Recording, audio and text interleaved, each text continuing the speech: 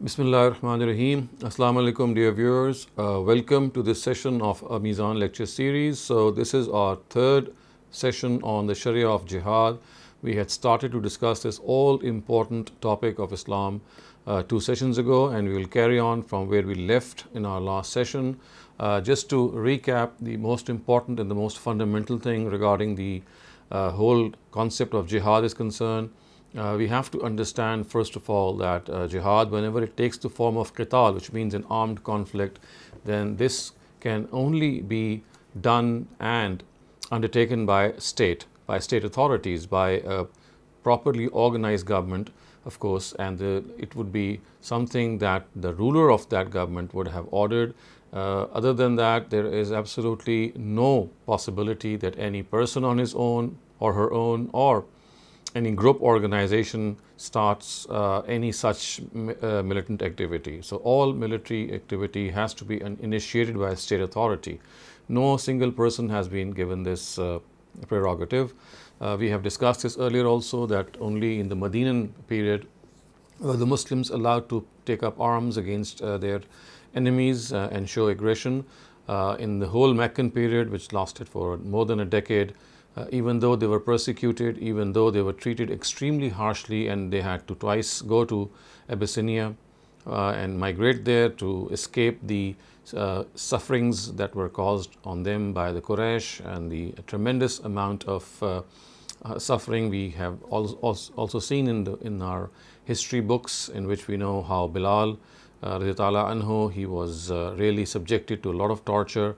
Ammar bin Yasir, he also was subjected to a lot of torture, and it was during this Meccan period that the Quran told the believers to just be patient, to persevere in their cause and wait for the time when the Almighty gives them this signal. So, it was only in the Medinan period, when an Islamic state had been established, were Muslims given this permission to wage jihad. So, this becomes an absolute clarity. It sheds clarity on the fact that as far as waging war is concerned, waging jihad is concerned, then the only option which people have, which Muslims have, is that unless their state authorities, unless the government, which is properly organized under a ruler, declares jihad, declares a militant struggle, no one else has this prerogative. The second important thing in this regard is that as far as jihad is concerned, in the times of the Prophet, there are two very distinct forms of jihad that were spelled out. One was to give punishment or to mete out punishment to those who had rejected the truth deliberately, and about them the Quran had said that war can be waged. Of course, as far as war can be waged was concerned, it was the prerogative of the Almighty. The Almighty had given this choice to the believers, or in fact given this order, that in order to curb persecution, also they can undertake militant struggle. So, there was primarily two objectives. One of them was to curb oppression, and the other one was to punish people who had denied the truth. But after the passing away of the Prophet of God, only one of these remains, and that is against persecution and injustice and oppression. As far as punishing people who have denied the truth intentionally is concerned, that was something that was specific to God's messengers, and once the last messenger of God departed from this earth, this no longer can be invoked. Also, as far as jihad is concerned, we had seen that in this regard, a lot of things that today have been going on in the name of jihad, they must be rethought of, they must be revisited, especially as far as the current scenarios are concerned. One of them that is blatantly being violated is that war is also waged against non-combatants, and non-combatants are particularly targeted. So, this is something which is absolutely forbidden. You just cannot target non-combatants. Only the warring army, the aggressive army, that is the only body, that is the only unit that can be attacked, and that can be in any way launched against whom the military struggle can be launched against. As far as citizens are concerned, as far as people are concerned who are not taking part in the battle, in no way can they be harmed in any way, and if they do so, it will be a grave sin. So these were the three important areas that we have discussed. Of course, there were other details as well. We have seen some of the very minute details that have also been discussed. In fact, if I can just summarize some of the things that we have discussed in a little more way, you can see that we have discussed point number one, which is the permission of jihad, and of course for which I have just been talking and speaking about, that this is something which is only it can only take place when a state has been established. And then the directive of jihad itself was also discussed, and we have discussed the first 3 points: the nature of the obligation, the driving force, and the ethical limits. And today we'll be discussing the fourth one, which is the ultimate goal. But also, just to recap, remember this is basically Ustaz Javed Ahmed Ghamidi's view on jihad that he has enshrined in his book Meezan, and basically it's a summary of what we are discussing here. And at the same time, I've also been discussing the fact that as far as these discussions are concerned, these sessions are concerned, they are not in the same order as the chapters of the book, but inshallah later on they'll be arranged in the same order. And as far as the current topic is concerned, the topic of jihad, because we are discussing the directive of jihad, and we have already discussed the nature of the obligation, the driving force, and the ethical limits, and today we are going to discuss the ultimate goal. So the verses which are very fundamental in this regard, they were discussed and read out in our first session. I'm going to read them out again today so that we can connect to them and see how the ultimate goal of jihad, which is the real topic today, is derived from these verses. So I'm just going to read out the translation. So these are being displayed before you. It says, "And fight in the way of Allah with those who fight against you, and do not transgress bounds in this fighting." So again, something which is very prominent is that only people who fight against you, only the combatants, only the people in the army that is attacking you are the ones that have to be targeted. No other individuals can in any way be attacked. "Indeed, God does not like the transgressors, and kill them wherever you find them, and drive them out of the place from which they drove you out. And remember, persecution is worse than carnage. But do not initiate war with them near the holy Kaaba unless they attack you there."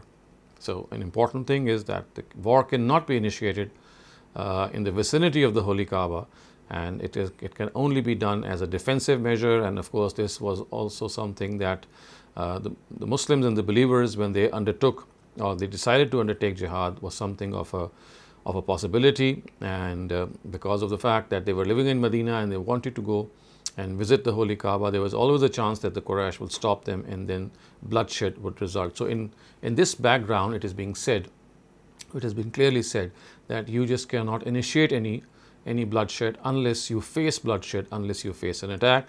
And so it's said that do not initiate war with them near the holy Kaaba unless they attack you there. But if they attack you, put them to the sword without any hesitation. Such disbelievers deserve this very punishment. However, if they desist from this disbelief, Allah is forgiving and merciful. And keep fighting against them until persecution does not remain. As far as the ultimate goal of jihad is concerned, that is something that has now to be, that is something that we will now undertake here. So as far as the Quran is concerned, it says that it can only be undertaken against two things. I mean, jihad is something can only be undertaken against two things, and one of them is against persecution, and the other one is to make the religion of God reign supreme. And for this second objective, of course, the words used in Surah Baqarah and Surah Anfal are yakuna dinu lillah, which means God's religion reigns supreme, and the other ones are yakuna dinu kulluhu lillah, all of God's religion reigns supreme, respectively. So remember, as far as the first objective is concerned, which means that people who have denied the truth intentionally and they have to be punished, the word fitna has been used. So the words are la takunu fitna. The fitna should not remain, and this has been clearly said in these Quranic verses. And this is the first type of jihad that we have been referring to, that as far as persecution is concerned, as far as oppression and killing is concerned, that is something that cannot be tolerated. And if someone perpetrates this, then if all diplomatic ties fail, then jihad can be or a militant struggle can be waged against them. And the second one, which this verse of course says, is yakunu dinu kullu lillah, or yakunu dinu lillah, which means that God's religion should reign supreme, and that is that there is no other religion that would be allowed to persist in the Arabian Peninsula with the religion of God. And that is precisely why it was said that as far as the Jews and the Christians are concerned, they cannot have their own religion prevail. They must live in subservience, and they must show this subservience by paying jizya, which is a tax imposed on them. And so the Quran has made it amply clear in this regard. So as far as this goal is concerned, it has to be understood that the Quran is making its point by saying that for as far as the people are concerned who have deliberately denied the prophets of God, have intentionally deliberately denied God's message, it means that they are ones who have to be, in fact, taken to account. And the Quran has actually said that as far as this fitna is concerned, which is persecuting people for the cause of God, against the cause of God, which means that, of course, you are not allowing people to practice their own religion. Remember, the Quran has said, al-fitnatu ashaddu min al-qatl, which means that fitna or persecution is a greater crime than murder. Persecution is a greater crime than murder, and that is why it is essential that as far as murder is concerned, we know how heinous a crime it is. But other than that, we must also understand that when people, they undertake such heinous crimes, and they have to be punished in this way as well. So in the case of people who have submitted to the Almighty, of course, it means that they have accepted the truth. They are ones who are in no way going to be taken to account. But other than that, people who are undertaking injustice in any way, then they have to be punished for this injustice. And remember, this is something of something which is actually grouped with all these directives, that as far as persecution is concerned, one form of persecution, of course, is that you are being or one form of injustice is that you are persecuting other people. So other forms of injustice also are something that have to be undertaken.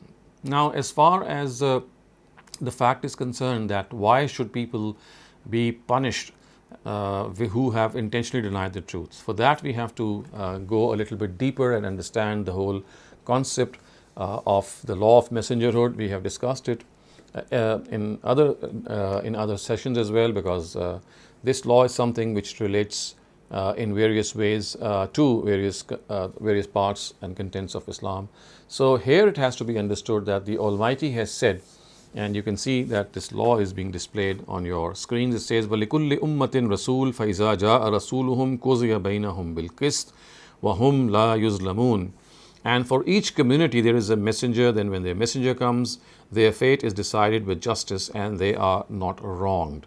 And it is here that we have to understand that as far as the Quran is concerned, it says that there is a law that has to be understood with respect to the Quran, and this law is something that has been described in the Quran in a lot of detail.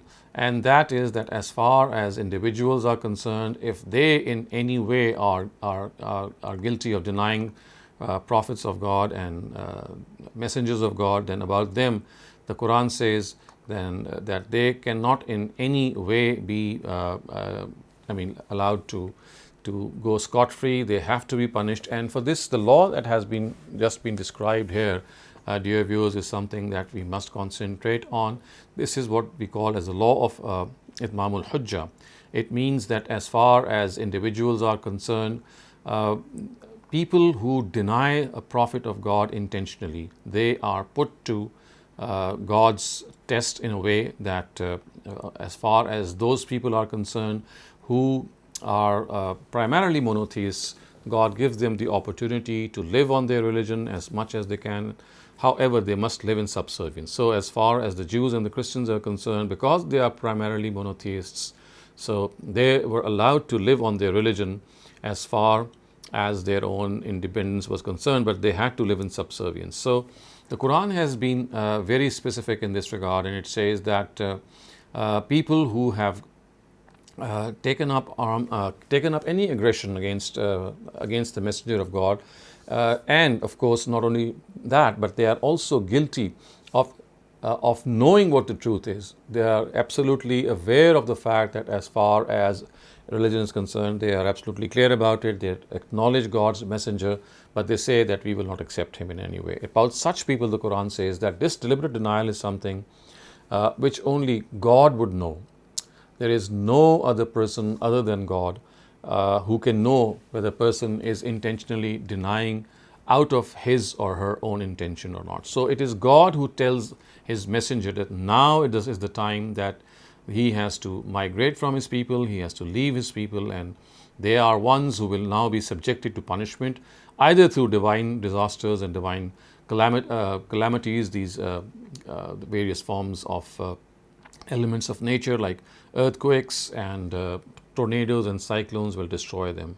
And as far as the fact is concerned, that what exactly is the distinction, and we know this very well, that this distinction is that if the number of people who migrate with the messenger are in a relatively large number, and they are also able to acquire political supremacy in an independent piece of land, then the Almighty establishes them in that independent piece of land, and after that they are prepared and they are groomed to wage war. So now that punishment, which generally happens through these natural disasters, it then happens through the hands of the believers, and that is why the Quran says, "Yu'azzibullahu bi'aydikum," that God will punish you or punish them from your hands. So this is one form of punishment in which, of course, when the believers are in a substantial amount with the messenger, they migrate, they form place, they establish their rule there, and then of course the attack can be launched. But there are other instances in which this does not happen, and a messenger has to migrate with only a few of his companions. So in such a case, the Almighty says that once the messenger and his companions are out of their nation, they are at a safe place, then the Almighty destroys his nation through natural disasters. And we know the people of Ad and the Samud and the people of Noah all met this punishment, and all of them met this fate. But one thing that has to be understood here, dear viewers, is that as far as this distinction is concerned, the Almighty has made it in a very, very important way, and that is, people who are destroyed are the ones, or people who are killed are the ones who adhere to polytheism deliberately. So remember, the punishment of polytheism, the punishment of persisting on polytheism, is that they have to be killed.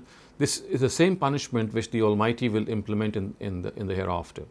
So in the hereafter, they will be punished with death. We know that it is like eternal death for them, eternal damnation for them. They will be in hell forever. So this is part of that punishment that is meted out in this world, that when they associate partners with God, since associating partners with God or the punishment of polytheism will not be forgiven in any way by the Almighty in the hereafter if this is done deliberately. So if in a similar scenario, if this is done in this world as well, remember we are talking about the prophetic period only, not in the post-prophetic period.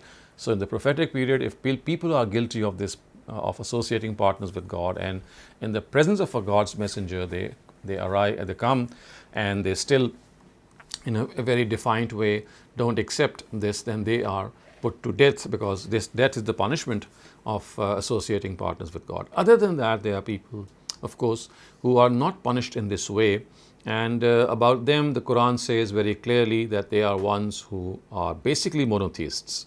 They are basically monotheists, but as far as their monotheism is concerned, it's a deviant form of monotheism. So remember, in the times of the Prophet, both the Jews and the Christians were guilty of this deviant monotheism. Christians regarded Jesus to be the Son of God, and the Jews of Arabia regarded Uzair to be the Son of God. So this deviant monotheism afforded them with an opportunity to live, but they could not have lived they could not have lived such that they would prevail on Muslims. They had to live in subservience, and this is also mentioned in the Quran in Surah Tawbah. So the words are, Fight those from among the people of the book who believe not in Allah or the last day, nor hold that forbidden which has been forbidden by Allah and His Messenger, nor adopt the religion of truth as their religion, until they pay the jizya with willing submission and are subdued. So you see, it is here that we have to understand that this punishment which is mentioned for people who are deviant monotheists is the one that the Quran has said that as far as they are concerned, then they shall not be given any latitude to have an independent state, and they are ones who have to live in subservience. So as far as the people of the book are concerned, they are ones that they are basically primarily monotheists, but they are not ones who can be allowed to live on their own religion. And as far as the Quran is concerned, it says that as the law of Itmam al-Hujjah is something that has to be understood in all its details, and this law is something, if it is not understood in all its details, then it will be wrong for us to come to the conclusion that even today people of the book or the idolaters can be punished. So remember, punishing people for denying the truth, which is of course kufr, is something that can only happen in the times of messengers of God. This is something that cannot be done in any way against people who today exist. So today war cannot be waged against people of the book in this manner. So if we look at the times of the Prophet of God himself, we will see that in the case of Prophet Muhammad, once the Itmam al-Hujjah had taken place and the Prophet had migrated with his companions to Medina, it was the Jews who were subdued first. They had been granted amnesty because of various pacts. Those among them who violated these pacts were given the punishment of denying a Rasul, which is of course the Messenger of God, Prophet Muhammad himself. And we know that the Prophet exiled the tribe of Banu Qaynuqa to Khaybar and that of Banu Nazir to Syria. Afterwards, the power they wielded at Khaybar was crushed by an attack at their strongholds. And prior to this, we also know that Abu Rafi and Ka'b ibn Ashraf were put to death in their houses. The tribe of Banu Qurayza was guilty of treachery and disloyalty in the Battle of Ahzab. And when the clouds of war dispersed and the chances of an external attack no longer remained, the Prophet laid siege around them. And when no hope remained, they asked the Prophet to appoint Sa'd ibn Mu'az as an arbitrator to decide their fate. Their request was accepted, since at that time no specific punishment had been revealed in the Quran about the fate of the Jews. So Sa'd ibn Mu'az announced his verdict in accordance with the Torah. As per the Torah, the punishment for treason was that all men should be put to death, the women and children should be enslaved, and the wealth of the whole nation should be distributed among the conquerors. And this is exactly what happened regarding the Banu Qurayza. So Sa'd ibn Mu'az gave his verdict based on the Torah, because there was no clear, the verdict in this regard had not been revealed in the Quran by that time. Now, in accordance with this verdict pronounced, all men were executed, and no other incident other than that we know worthy of note took place regarding the Jews in Surah Tawbah, in which the final judgment had been pronounced. Now, as I've just said, that this directive related to both the Jews and the Christians. The punishment mentioned in these verses was in fact a show of great lenience to them because of the fact that they were originally adherents to monotheism. In reality, they had become worthy of death and destruction after deliberately denying the truth. But because of the fact that they were primarily monotheists, they were not given this punishment, and also they did not benefit from this lenience after the death of the Prophet, because they once again resorted to fraud and treachery. So we know that the Jews of Khaybar and the Christians of Najran, after the Prophet had passed away, were exiled once and for all from the Arabian Peninsula by Umar because of this treachery. And that is why the Quran says, وَلَوْلَا أَن كَتَبَ عَلَيْهِمُ الْجَلَاعَ لَعَذَّبَهُمْ فِي الدُّنْيَا وَلَهُمْ فِي الْآخِرَةِ عَذَابُ النَّارِ, which means that had it not been that God had decreed exile for them, He would have certainly punished them in this world, and in the hereafter theirs shall be the torment of the fire. So this is as far as the fate of the people of the book is concerned. However, when the idolaters of Arabia had been similarly subdued, it was proclaimed in Surah Tawbah that in future no pact would be made with them. They would be given a final respite of 4 months, and then they would be humiliated in retribution of their deeds. and would in no way be able to escape from this punishment. So Mecca was conquered, and just as some of the active adversaries among them had been executed when they were caught as prisoners in the battle of Badr and Uhud, similarly, on this occasion also, these adversaries were put to death. Prior to this, the directive had been revealed about them that it should be proclaimed at the time of Hajj Akbar, which took place in the 9th Hijrah, that once the forbidden months are over, Muslims should slay the idolaters, the polytheists, wherever they find them, except if they accept faith, establish the prayer, and pay zakat. But those among them who were bound in time-bar pacts with Muslims were an exception to this directive. So Muslims were asked to honor these contracts until their stipulated time period expired. The implication was absolutely clear that once this would expire, these people would also meet the fate that had been ordained for all the idolaters of Arabia. They were to be killed in case they did not accept faith. This declaration has been made in the Quran, and I'm now going to read out that part of Surah Tawbah, which is verses 3 to 5, in which this declaration has been enshrined and depicted. So it says, "And a declaration should be made from Allah and the Messenger to these people on the day of the great Hajj, that Allah is free from all obligations to these idolaters, and so is His Messenger. So, O idolaters, if you repent, it is better for you, but if you turn away, then you know that you cannot escape from the grasp of Allah. And O Muhammad, give glad tidings of a painful torment to these disbelievers, except those of these idolaters with whom you have a treaty, and those who have not shown treachery in it, nor have supported anyone against you. So fulfill their treaty to the end of their term. Indeed, Allah loves those who abide by the limits. Then, when the sacred months after the Hajj have passed, kill these idolaters wherever you find them, and capture them and besiege them, and lie in wait for them in each and every ambush. But if they repent and are diligent in their prayer and give zakat, then leave them alone. Indeed, Allah is ever forgiving and most merciful." So viewers, you can clearly see how this whole section of Surah Tawbah spells out in detail what has to be done with these idolaters, because these were the people about whom we know that they had intentionally denied, they had associate partners with God, and therefore after that they had absolutely no chance to live. So with these measures, the basic objective of war that was stated by the words, remember initially what we had said, the Quran had used these words, "Yakuna deenu kulluhu lillah," all of Allah's religion reigns supreme. So this was achieved. However, during this period, the Prophet presented his message to all the nearby nations which were outside of Arabia also. So he wrote letters to these rulers, and he made it clear upon them, and these were approximately 13 countries. The heads of state of these countries were written letters, and he made it clear upon them that now Islam alone can guarantee existence for them.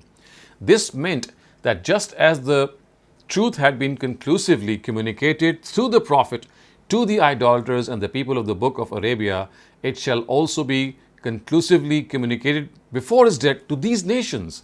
And the obvious outcome of this was that these nations also shall be punished in this world as per the divine rule relating to deliberate rejection of the truth communicated to people by their respective messengers is concerned. So this is what happened.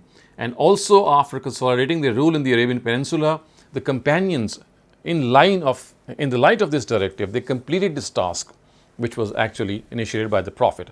And that is that they launched attack. They launched attack against these countries, giving them two options.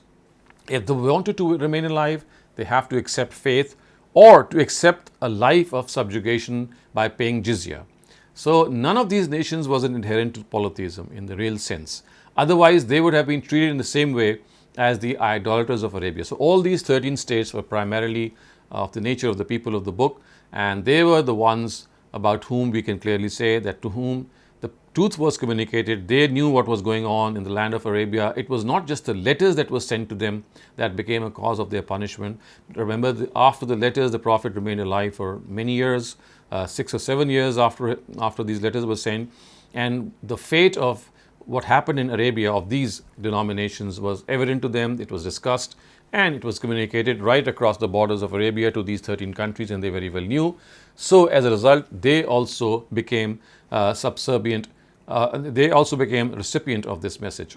And as a result, they were punished later on, and as we've just said, that the Roman Empire, which is the Great Byzantine Empire, and the Persian Empire, of course, both were brought into subjugation. And as far as this subjugation is concerned, it cannot in any way be regarded as one in which it is something that relates to any form of warfare after the departure of the Prophet. Also, we have to understand that as far as the punishment of persecution is concerned, the Quran has made it amply clear that this is something that is the only form of punishment that now remains, or the only form of jihad that can now be conducted. Today, if people have taken to persecution, then they have to be punished for this, and for this they have to understand that the Quran has given them this directive that of course, military warfare can only be initiated once you are able to understand that the country on whom any aggression has to be launched against is a country who is oppressing their people, who is launching an attack or aggression against their people by not allowing them to follow their religion, or they are being unjust in any way. So this is something that has also been discussed in verse 75 of Surah Nisa, which says that they have to launch a war against people who are oppressed. Of course, it also means that the war that they have to launch has to be in a way that they know that it's not going to be a suicide mission. They are in a position to curb and check this persecution. So I can summarize this whole discussion by saying that as far as the ultimate goal of jihad is concerned, or the ultimate goal of qital is concerned, it is primarily two. In the times of the Prophet, both these goals were met. One of them was to punish people for denying the truth, which is what relates to the law of Itmam al-Hujjah, and the other one was to punish people for persecution, which means that you are not allowing any of your followers or your subservient subjects to follow a religion that they would like. And the Quran has also said that other similar forms of persecution, or you can say injustice, are also subsumed under it. So in other words, these are the two forms of qital that took place in the times of the Prophet. However, in the post-prophetic period, just one form can be adopted or can be a basis of jihad, and that is to curb injustice and persecution.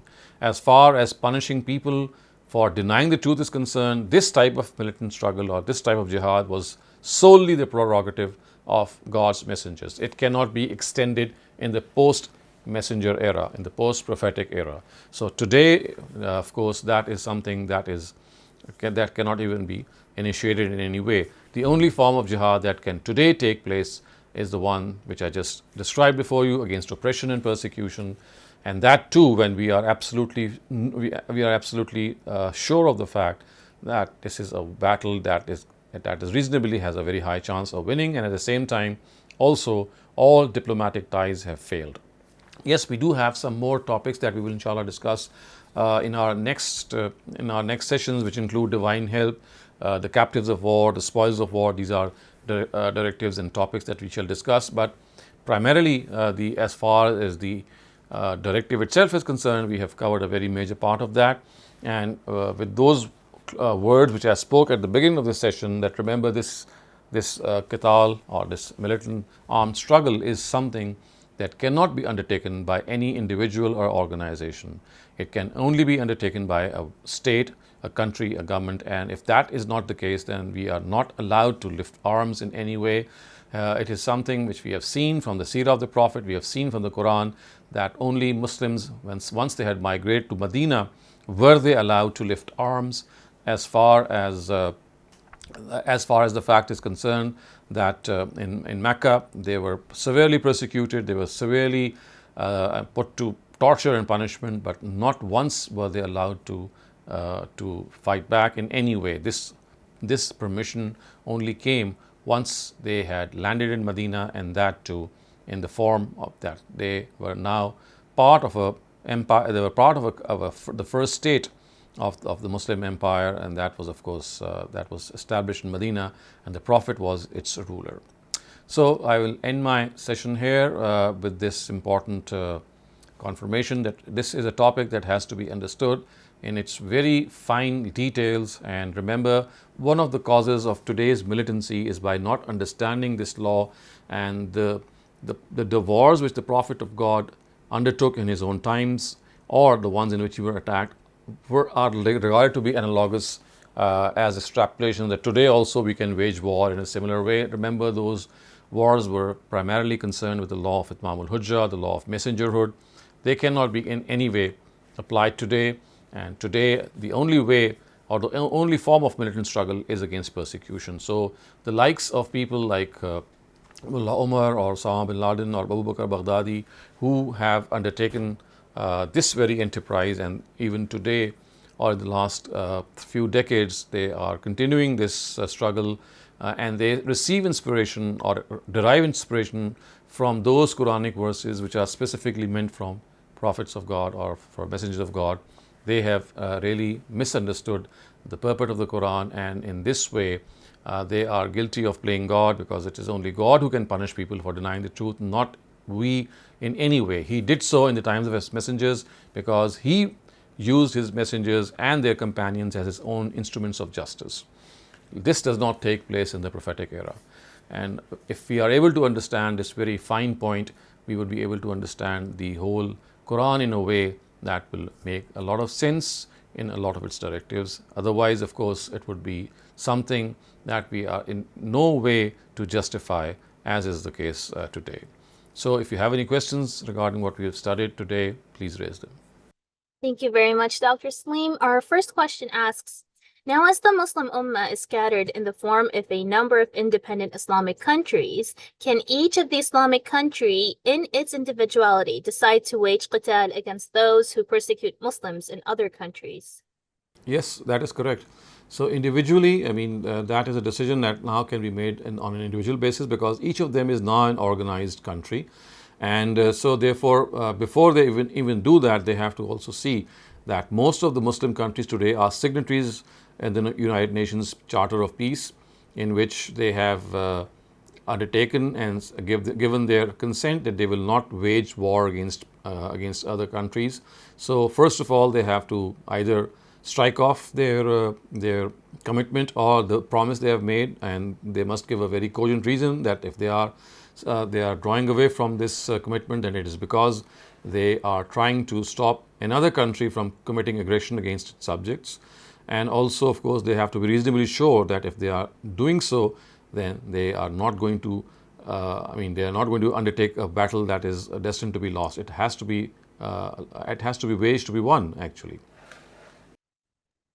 Thank you very much, Dr. Saleem. Our next question comes from Bisma. Bisma, please go ahead. Assalamu alaikum, Dr. Saleem. So my question is that countries like Pakistan, where minorities sometimes, people take offense if, something like a Quran page is found somewhere or something is torn up. What about that? These are countries that it's not Afghanistan, where it seems to be, it's a little more, kind of ancient. In the ancient times, Pakistan seems to be a modern country in that way. How is that the Islamic jurisprudence or the Islamic intelligentsia has not been able to establish that these are laws that don't apply to our times? Well, actually, yes, I have been explaining this on other occasions as well, that the primary tragedy that has taken place in this matter is that understanding the Quran directly from its text has become an alien exercise. So what has happened is, in the last maybe 12 centuries, people have tried to understand the Quran not directly from the text, but through ahadith or through extraneous sources. And that has actually, I would say, clouded their vision. That has led them away from a lot of things that are directly mentioned in the Quran. Otherwise, if you read the Quran in an unbiased way, in a way that you clearly see that nations are being punished all over the Quran, it is a very common theme that past nations were punished. It has been mentioned copiously in the Quran, and every time the Quran mentions their anecdotes, it tells them that this is because they had denied their messenger. And you at the same time cannot do that yourself, because you're not a messenger of God, and today messengers of God don't come.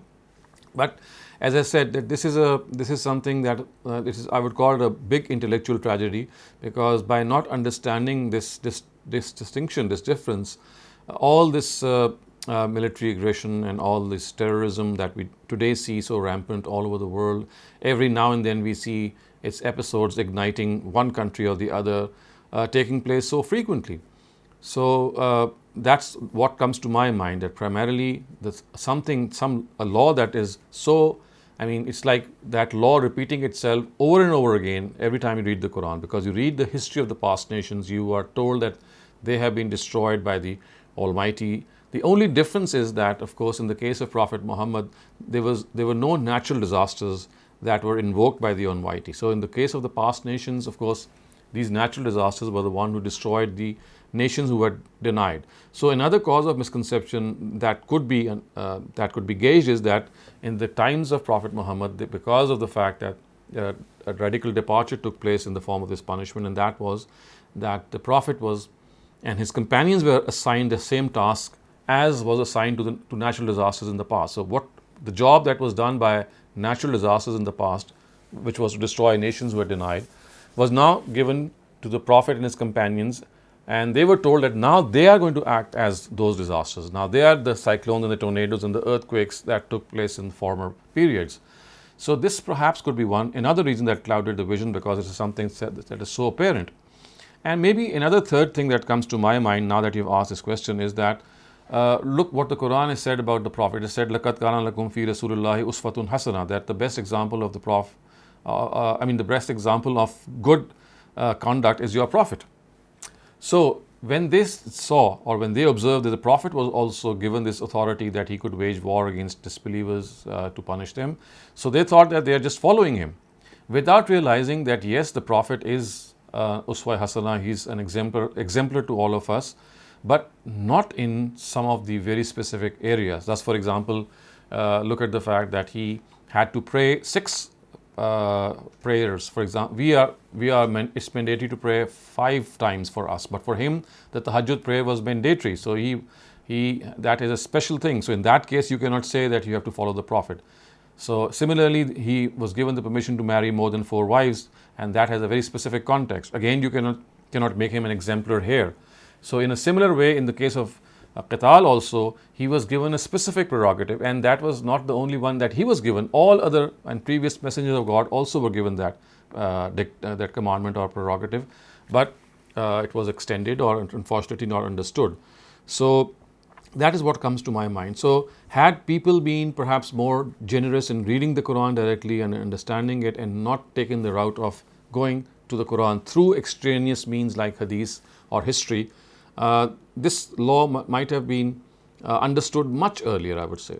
It was left to Ustaz Hamid Farahi, who in the last century, which is like 100 years old, was the first one who actually pointed this out and said that there is being a big mistake being made. Ammar Rasul? Thank you very much. Yes, thank you very much. If there are, I have lots of questions and I can keep asking them if there are no other takers and there is time. You can continue asking, and if there is another raised hand, I will stop you. Thank you very much.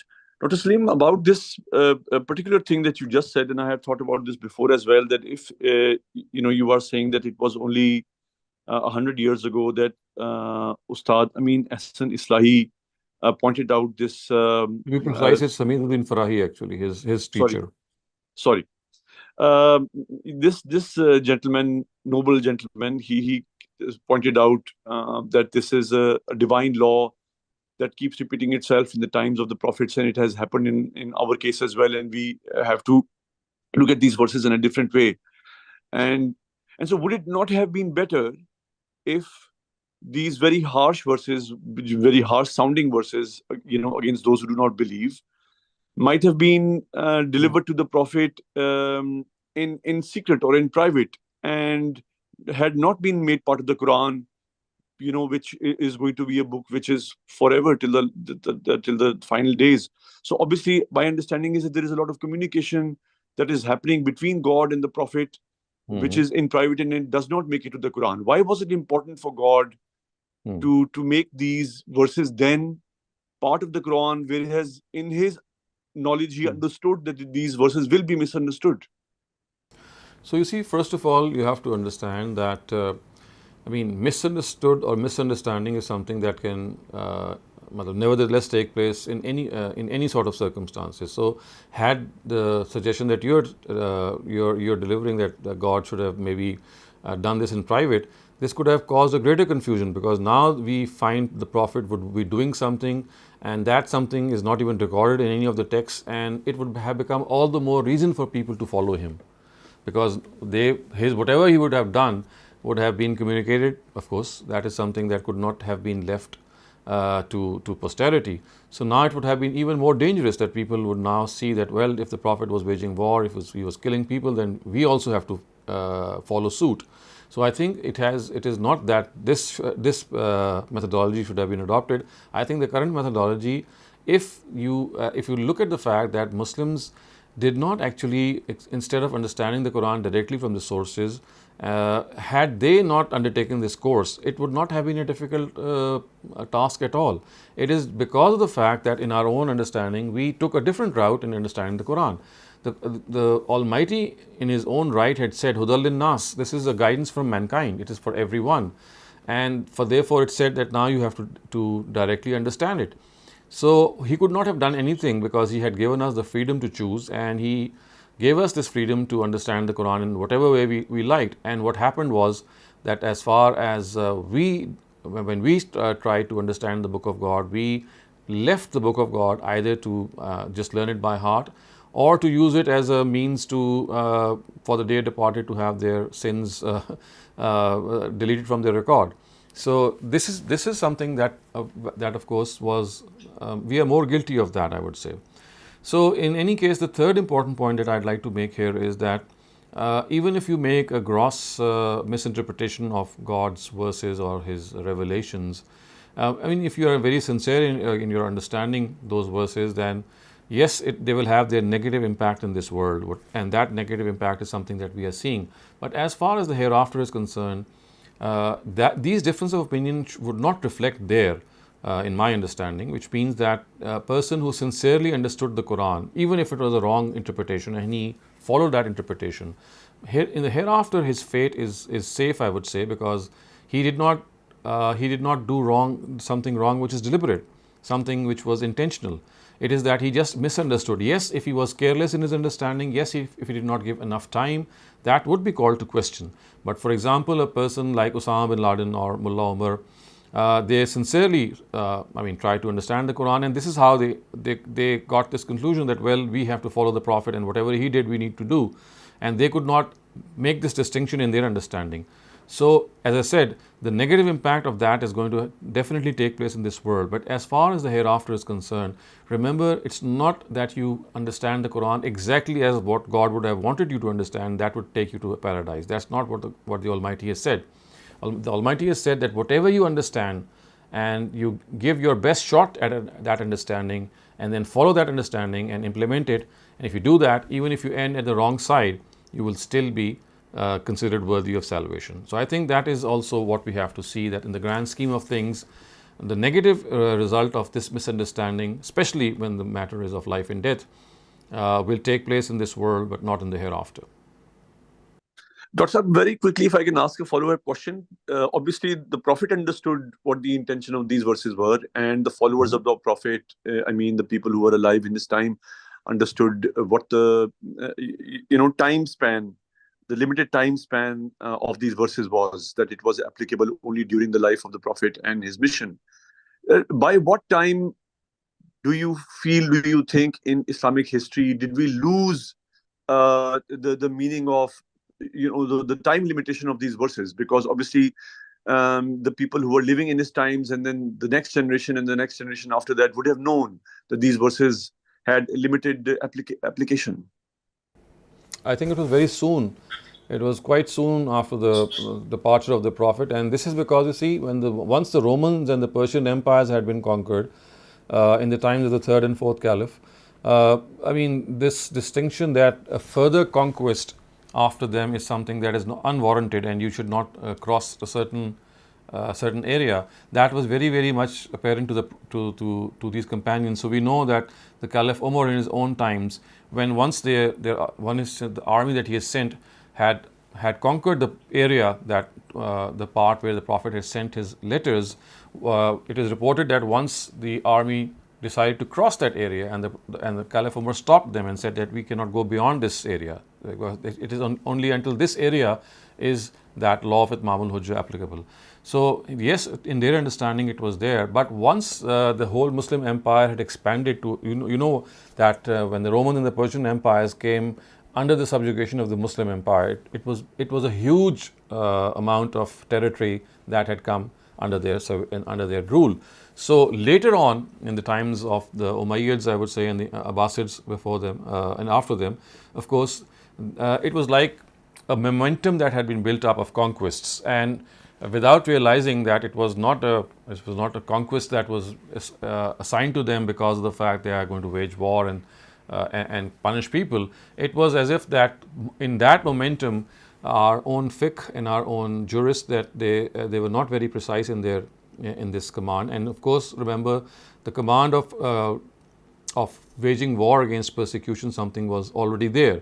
So it may be that in the later part, that instead of looking at the fact that they were waging war for the cause of punishing people for denying the truth, it was perhaps the other motive which is still operational today, and that was that against persecution. So in that case, what needs to be done and which has yet to be done is that each and every battle that took place after the time of the Sahaba, let's say after the first 40 or 50 years, needs to be documented and seen that what exactly were they fighting for. Were they fighting for persecution, which is of course a legitimate cause, or were they fighting for subjugating people because they wanted to punish people in the name of Islam for not complying or being people who were worthy of this punishment. So that is an analysis that has to be made battle by battle after the first 30 or 40 years.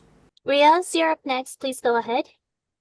Salim Doc, I have just Go a ahead, little sir. different take situation. The 2 points I'd like to make, and hope I'll like to get your comment on. One is that people like Osama bin Laden, they had a genuine cause, but they use Islam to include people who were not a part of their personal cause. And the other comment which I have, and I'd like to get your opinion on, is in the last 30 years, enemies of Islam, and I think most of them I'm talking about, they have done a wonderful job of associating Islam and terrorism, even when there are causes which are legitimate to Muslims. Thank you.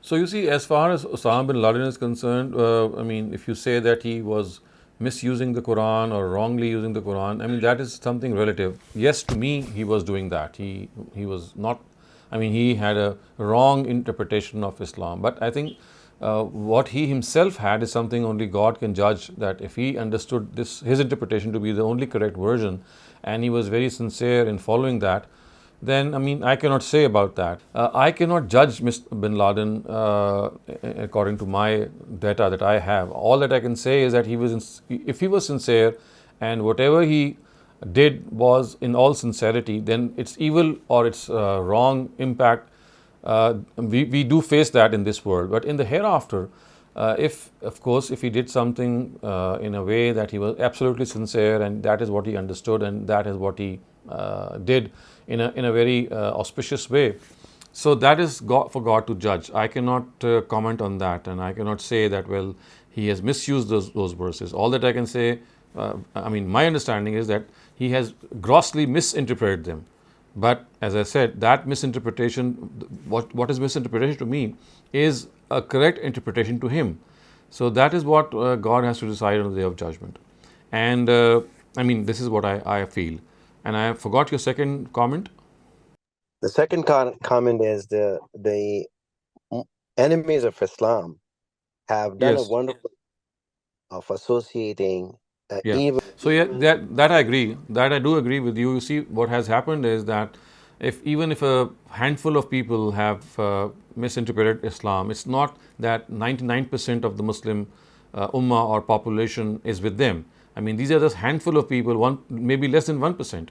And because of the fact that they've been able to cause a lot of carnage, a lot of deaths resulting, that they have made headlines, and it's like bracketing less than 1% people and bracketing the rest of the Muslim Ummah with them and saying that, well, look at them, because they are Muslims, so the rest of the Muslims are also behind them. And I would say that is a very unfair assessment on their part. If this is a part of people who do something, then only that particular section of people should be condemned or maybe criticized. As far as the rest of the Muslim Ummah is concerned, I don't think that they do in any way ratify what these people are doing. So yes, I think that would be a fair thing to say. Just one thing, if I may. Of course. We knew from his his jihad in certain ways.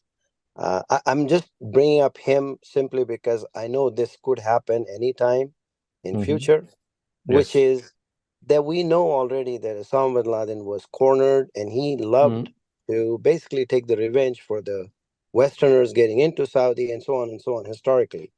And the only tools he had left over was to get out and kind of get a team of people together so that he can achieve whatever he needed. I mean, I'm not asking. I mean, I'm not saying that his causes were good or bad, but this situation could be used by anyone else bringing up in Islam, whereas they may have a genuine reason.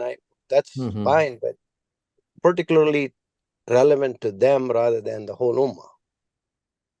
Yes, that's what I'm saying. I mean, this is something, if they had done, other people can follow suit, and they are following suit. So even today, Abu Bakr Baghdadi in Nigeria, he has exactly the same agenda, and he is interpreting the Quran in the same way.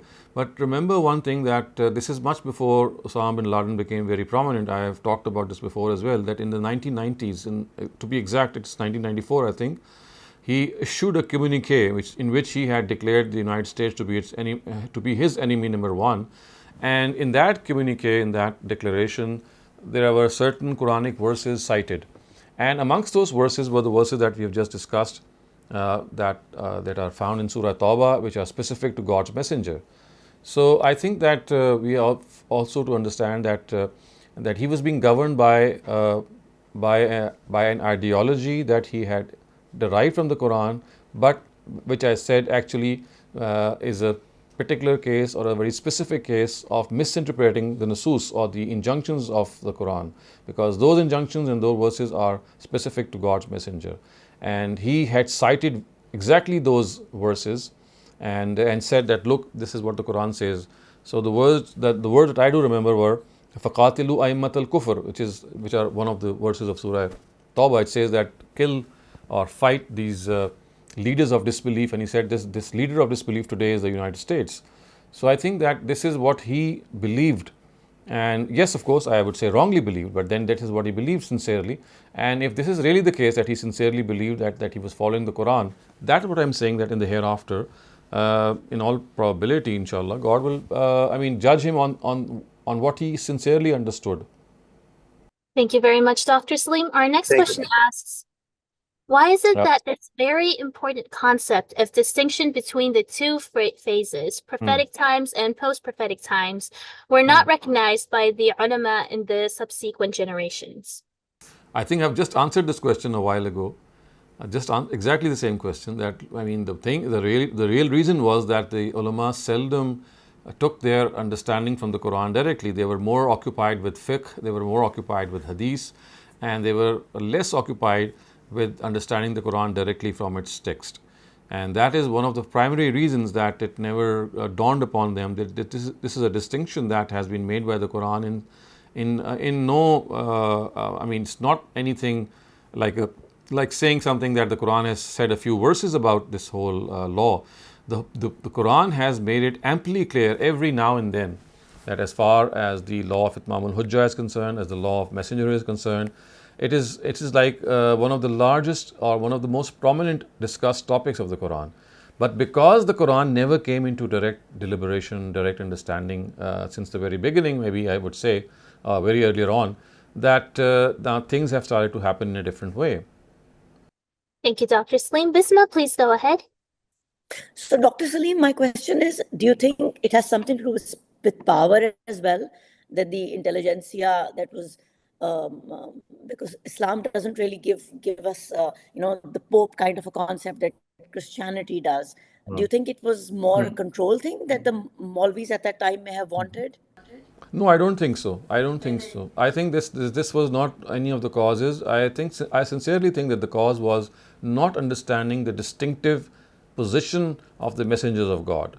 So you see, they thought that whatever directive have been given to the messengers of God, since they are the best exemplars, since they are portrayers of Uswa Hasana, so people thought that, well, they have to follow the messengers in whatever undertaking they did. So in my understanding, because I have met these people directly, some of them directly as well, I have heard about them, I've read about them. There are so many pointers which tell us that it's a genuine mistake on their part. And this could have been something which could be, anyone could have made this mistake. But yes, had people been more careful about, or maybe more sensitive about the fact that they're just going to study the Quran and derive their rulings from the Quran and not from fiqh or hadith or history or extraneous disciplines of knowledge, this might have been something which would have been pointed out very earlier on in our history. And another factor that you might also note here, that you see, our caliphate had been established right after the Prophet himself, and this continued until the last century, 1924, and today we are sitting in 2024. It's like an exact 100 years. So in those centuries in which the caliphate was there, because of the existence of the caliphate, because of the existence of a Muslim empire in some form or the other, you see, these sentiments were appeased in some form or the other, and Muslims were undertaking war, at the same time suffering from in various areas. We know the Crusades had happened in all this time, and a lot of things were going on. It's only in the last 100 years that, because of the fact that there's no caliphate anywhere now, they are independent countries and persecution is taking place there, and now that their caliphate is no longer there, Muslims have this yearning to gain their past glory, and to gain their past glory, they think that going to the ballot, which means to go through an election process, is something that's not going to yield anything to them. And then some of them also think that democracy is against Islam. So all these issues actually clouded their vision, I would say. And in the end, they just thought that the only option that they are left with is militancy. And again, for this option too, they thought that it's not that they have, worked up this option themselves. They thought that they have found its source in the Quran. So you see, there is a whole history of everything, and that is how I think it happened. And of course, then there were people other than the sincere ones who took advantage of the situation, and they used this as an agenda to settle their personal vendettas, or to settle some revenge, or to certain other things. But then, as I said, when you do certain things in a wrong way, then you give an opportunity to all other people to step in and take things to their own advantage. So that is something that could have taken place, but that's not the primary reason to me, I think. Okay, so just a short question. Can I ask it, Mariam, or Yeah, is go somebody else? So what is the responsibility to Rohingya Muslims who are being persecuted in China? Is there, as a Muslim people, do we have any responsibility towards them, or Of course, you see, it's all of the Muslim countries, they have a responsibility, and the only thing is that, for example, Pakistan thinks that it's a very good friend of China, and whenever this issue is brought up before them, they just snub you and they don't allow you to even speak on this issue. So you see, China is like a superpower now, and if you have to make it realize that it's doing something in a very in a wrong way, then you have to ask them. And whenever you have asked them, they have given this. They used to give this pretext that they said that they are causing a lot of unrest in the area that they live. So they have their own version of the Rohingyas. But I think in this regard, it is again because we have a world forum like the United Nations, in which this issue has to be raised and settled.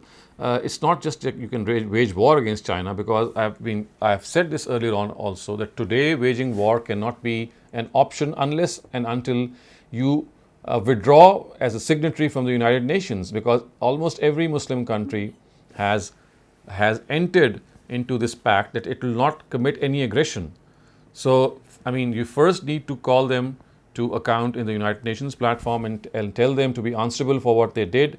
and then at the same time create a pressure from the Muslim bloc, which of course is not there at the moment, but somehow if that can be possible. And thirdly, if there is a Muslim country or maybe a group of them that can really challenge the Chinese for this, and they think that the only way out is a militant struggle or a military campaign, then of course they have to first of all withdraw from the United Nations signatures that they had done for a no war pact.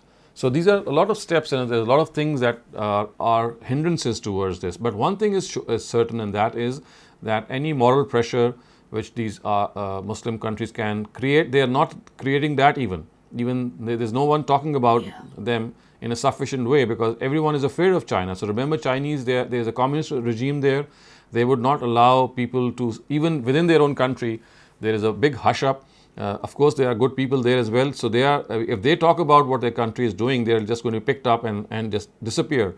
So that there is this tyrannical atmosphere within China as well.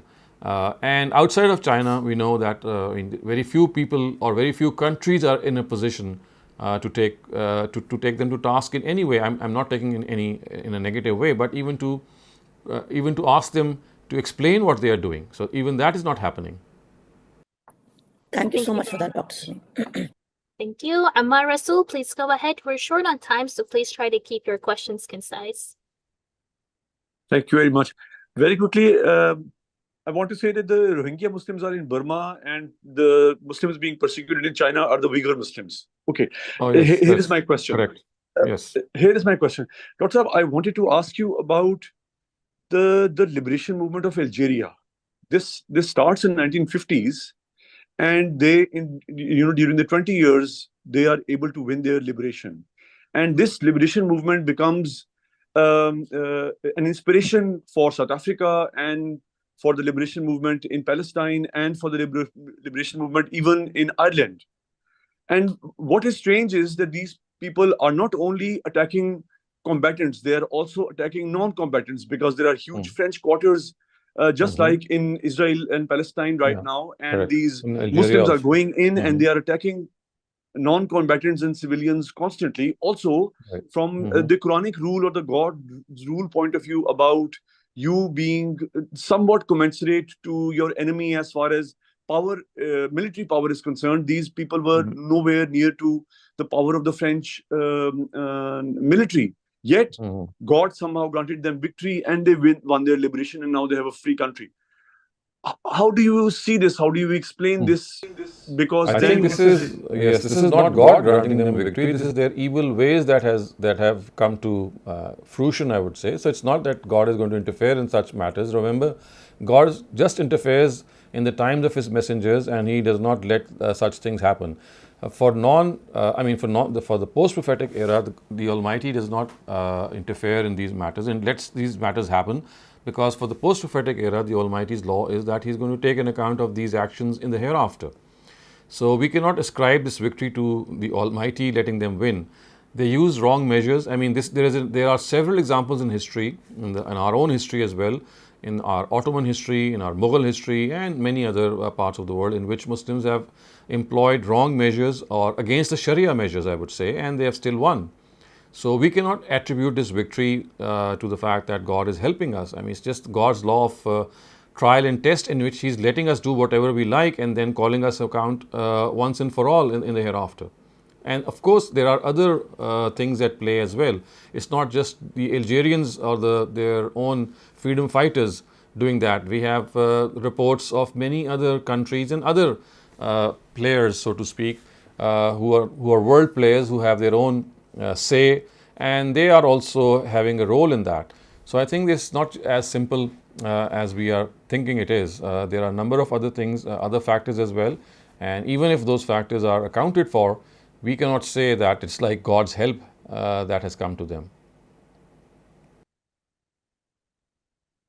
Ammar, do you have a follow-up question, or are you yes, good? my question simply is that had they not played it this way, they would still be under French rule. So, now we have a Muslim nation, a free nation. So you see, it's not an objective of being a free nation, which is a God-given objective. I mean, this is something that they have achieved in a wrong way. So it's like a Robin Hood concept. If you're doing something, if you're achieving something, but you are adopting the wrong means, so you cannot justify your end through your means by saying that, well, because we are able to win freedom, so any way that we adopt it is fine. I mean, this is a Robin Hood concept which the Quran does not recognize. And if they would have been maybe closer to God had they remained in subjugation and not adopted these means which are against the Sharia. Because remember, ultimately, it is the attitude that you have regarding God and the respect that you have for the directives of Sharia that's going to ultimately count. It's not freedom in this world that's going to count in any way as far as your salvation is concerned in the hereafter. I mean, these are not the right barometers, these are not the right parameters or standards of success, I would say. All right, sir. Thank you.